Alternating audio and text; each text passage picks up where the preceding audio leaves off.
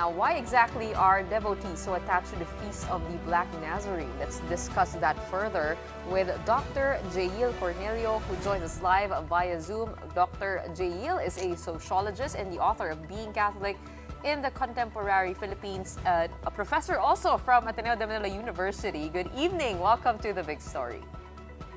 Hello, Gretchen. Hello, Sean, Danny. Hi, it's good to be here. Prof, Thanks. 267 or 237 years, I believe, not sure, correct me on that.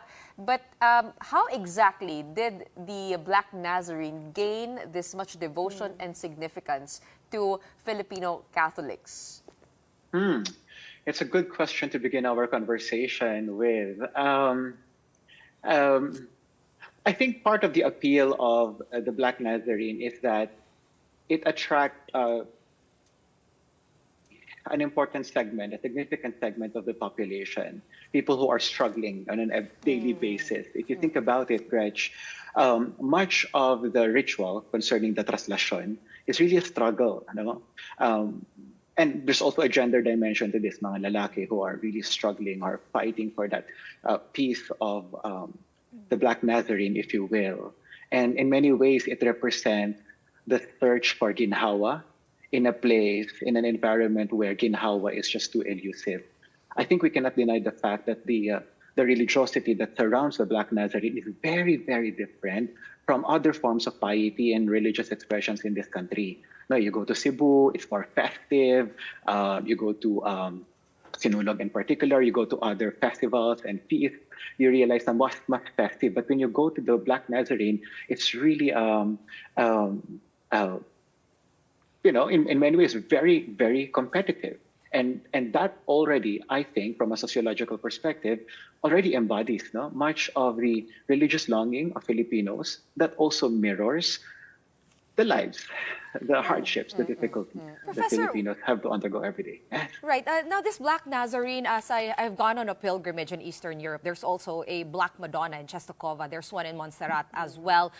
Is it the mysticism that comes from the fact that these images, these idols, did not burn in the fire, and so they are kind of imbibed with more mysticism and, mythological, some sort of power? Interesting point that you have there.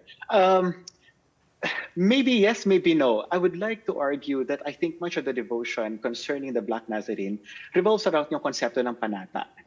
And panata operates on so many levels. And I'm not sure whether mysticism captures the panata as a phenomenon for the Filipino Catholic. How does it operate? On the one hand, you have so many people there who are asking for miracles, and that's why meron silang yung mga panyo, the handkerchiefs, right?